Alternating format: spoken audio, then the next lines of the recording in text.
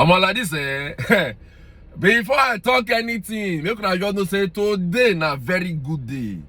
Today is the day that the Lord has made, and we have no choice than to rejoice and be glad in it. Now, what for you? Big, big, big, big. My brothers and sisters, we not going to do anything today without saying we not wish our president. Yes, nah. The one way best will be say don't change the face of politics for Nigeria, whether you like them or not. Even if you be Agbadorian or you be articulated, it not concern me. You go to lie to yourself if you want to try to deny. Say this man never make any positive and any shocking impact for the Nigerian political terrain in less than 1 year. I'm talking about none other than His Excellency Peter Gregory Obi. Today na your birthday, Baba do shakara, you don't try. Baba, you are a leader who can battle with you. You know guy you want better pass. All over the world, they don't hear of Peter Obi. One man, because of say the man, he don't vow say integrity and competence now he watch word. The world they respect him today. All over the world, everywhere don't cast now like this so because of Peter Obi. So before you move ahead for this video, not try and say you watch this video, say you not drop a word of prayer for our president for the comment section. Okay, I beg. Not be forced, I beg. Celebrate our leader. You say if you know see this man don't try, say a word of prayer for His Excellency Peter Gregory Obi. Drop that prayer for the comment section. Now for you. From there, I be big. The other half that one carry come today, so I be sorry. Yes, nah. The man with the sharp mouth anyhow since the local enter office. Like this, so one group now don't they call us say me they pack Asari. Yes, now so they arrest us sharply. Auto say man. They say because one of the charges where DSS say the whole South Pharmacy being governor. One of the charges where say the whole the now say they charge them for illegal possession of firearms. While I know they. Now the group they talk say what is good for the goose is also good for the gander. Like this. So now all of us day where we see say Asari Dokubo carry AK-47. They because of say the talk, I don't know where the talk sweet and rich. And the back carry AK-47 brandish for better video, live video where the guy they do. Up till now, they will not package the guy. So like this, so that they just say they must package Asari Dokubo. In fact, man not talk too much because Refine and a rice crew they don't choke man inside the matter. So I know so those people they dissect matter willingly. So when I just watch the video, as they watch, I'm not forget to share the video. Make everybody see and make them don't think they stop for the Nigerian lifestyle like this. So yeah, I'm gonna watch the video.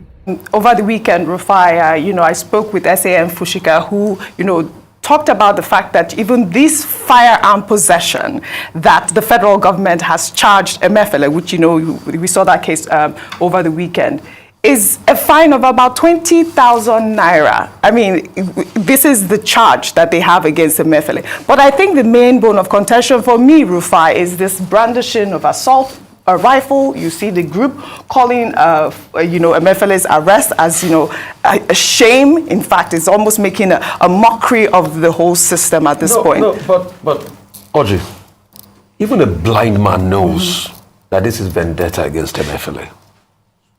Even the deaf hears that this is vendetta against Emefiele.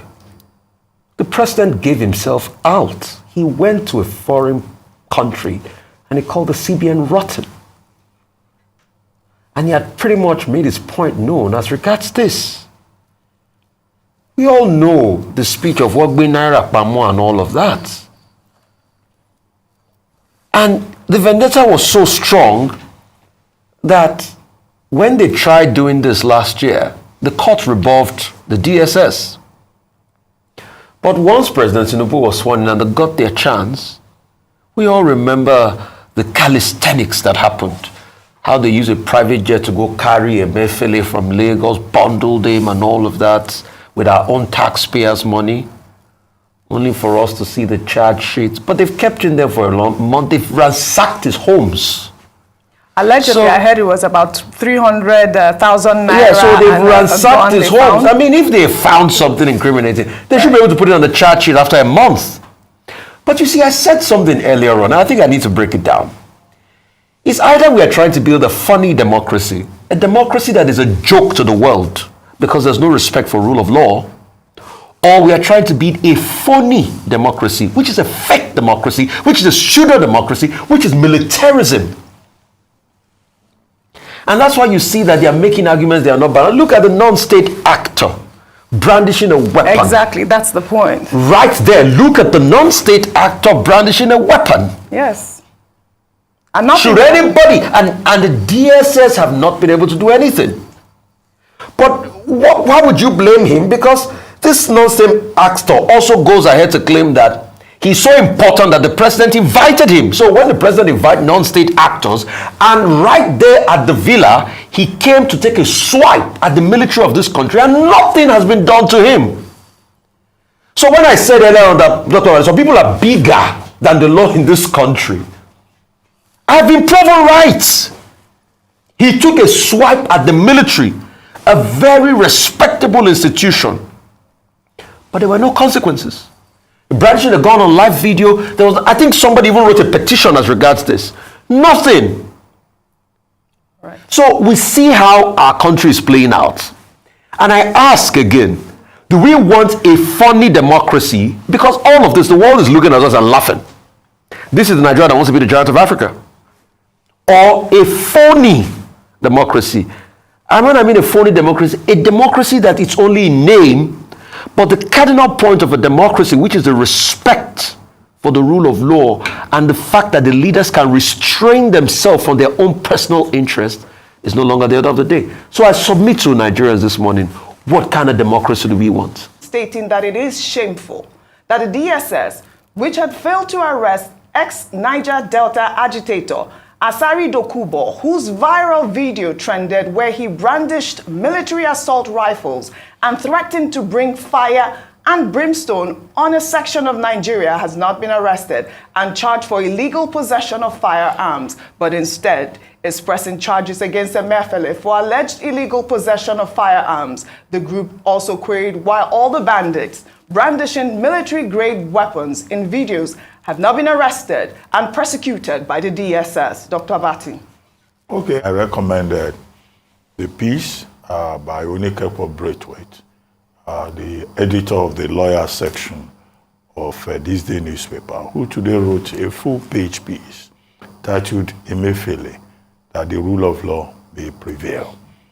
And we had pushed the argument that this is simply about the rule of law. The major issue that the lawyers supporting Emefiele are pushing is that, look, there have been 3 judgments of court in this particular matter saying that you either fight charges or you release this man. One ruling expressly said you can't arrest him, you can't detain him, because at the time, in 2022, it will send a wrong signal to the international community if you just pick up your CBN governor and then you lock him up. And without evidence, the first court in the matter said, if you have evidence, bring it. Don't go and arrest somebody and claim that you will be looking for evidence. Subsequently, there were other rulings, the most recent one on July 13, saying that, look, you have been keeping this man since June 10. If you have charges against him, file those charges. The same day, the DSS then told us through its spokesperson that, oh, they had 5 charges. Now, when the document became public knowledge, it turned out that they were charging him for illegal possession of firearms and ammunition. They said they found, a Magnum 8317 with him, and then 23 cartridges of live ammunition, and that he had no license in that regard. Now, the main point being submitted here is that there is a court order. Okay, you have charged him, fine. He is still entitled to bail under Section 162 of the Administration of Criminal Justice Act, if you look at the weight of the offense for which he is being charged. why is he not granted bail? Has he been arraigned in court? It's not enough to just, flaunt a charge sheet and say we have charged him. What is the status of it? And you can't keep keeping him. That is why those lawyers are now saying, look, this looks like an act of contempt. And they troop to the Federal High Court to file contempt proceedings at the registrar's office, at the registry of the court, to say, look, the DSS has a case to answer.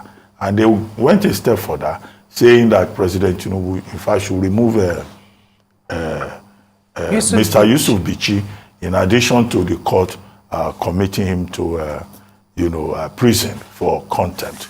So these are the issues. But the main point made by Onikepo Braithwaite that I was referring to is that, okay, nobody is above the law, but allow the rule of law to play out. If a man is entitled to bail, let him have that bail.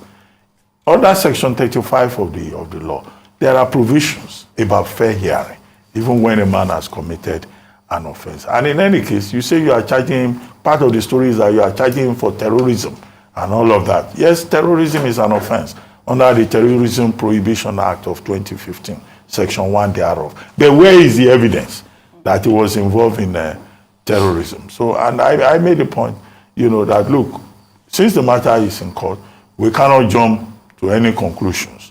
Because some people will say, oh, deal with Emefiele, crucify him. He punished us by introducing IRA redesign. No, people should keep their emotions. And the safe thing we can just say is that we would like justice to be done and that the DSS must follow due process. However, don't be surprised if tomorrow the DSS comes again and they say, oh, they want to amend their charges. Or they come again and they say, oh, they've secured another court order to continue to keep him. That's how our system operates.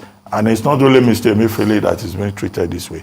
We have other persons. After all, it's the same issue with regard to the head of IPOB, Nnamdi Kanu. His own lawyers too are saying, look, we have court order saying release him, but you don't want to release him. With the head of EFCC, Abdulrasheed Bawa, it's the same issue.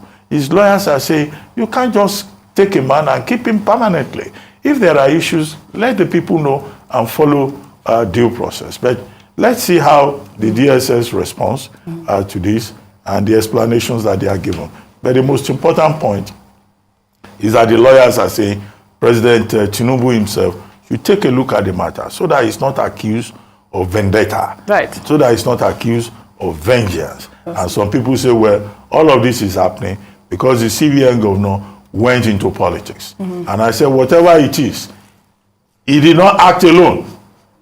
The president of Nigeria, President Buhari, as he then was, had executive powers under Section 5. Under Section 19 and 20 of the CBN Act, the CBN governor cannot take certain decisions without recourse to the president, without securing the approval of the president. Absolutely. So these are some of the questions being raised. Yes. But, to summarize, we just hope that the rule of law will prevail. Right.